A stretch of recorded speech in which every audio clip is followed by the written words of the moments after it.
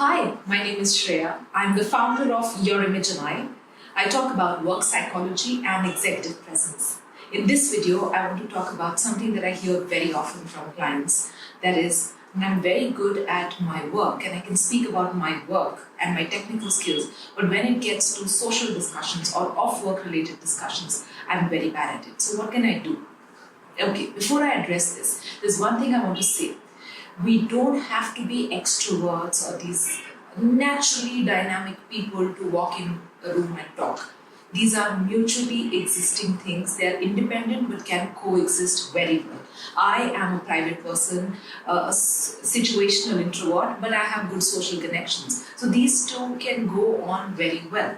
In short, you can be a private person, you can be an introverted person, but you can acquire the skill of having good social connections. And that's what we're going to do now. How can we acquire the skill of having good social connections at work? Now, speaking of work, there are two situations in which we have to interact off work.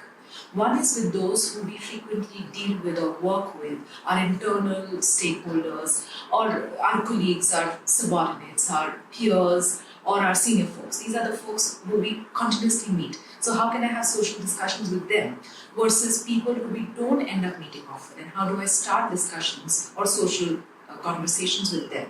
So I'm going to discuss both. Let's get to number one.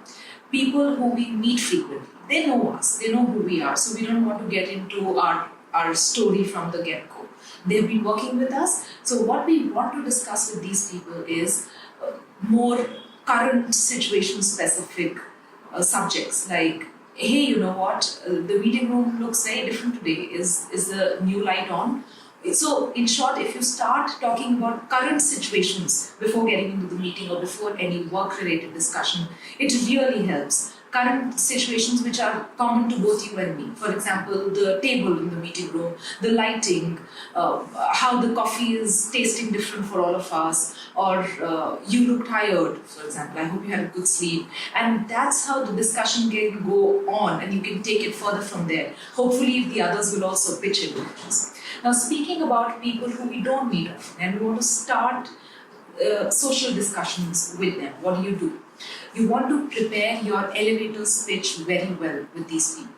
An elevator speech is a short introduction about yourself, which is in under 60 seconds. I'm going to do a separate video of elevator speech, but here essentially I want to say that you can plan a quick intro about yourself. So before you get into that technical discussion, you can give this nice short introduction about yourself. So I'm going to give you an example.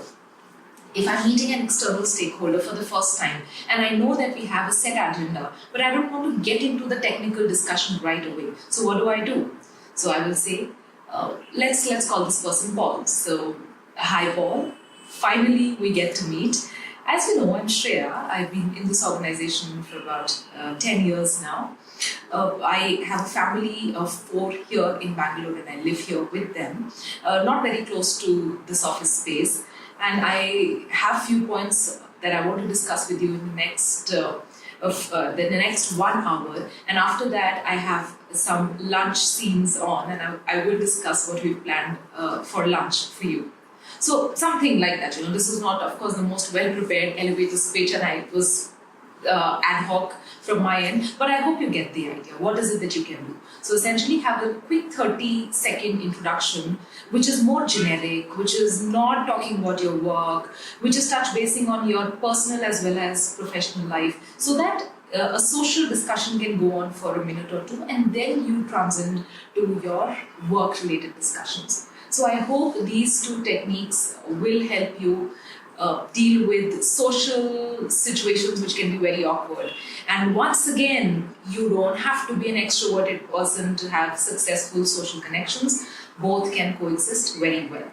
If you liked this video, please hit that tiny like button that you see. And if you feel that this channel is worth it, please subscribe to this channel because there's lots more work psychology and presence related discussion that's going to happen here.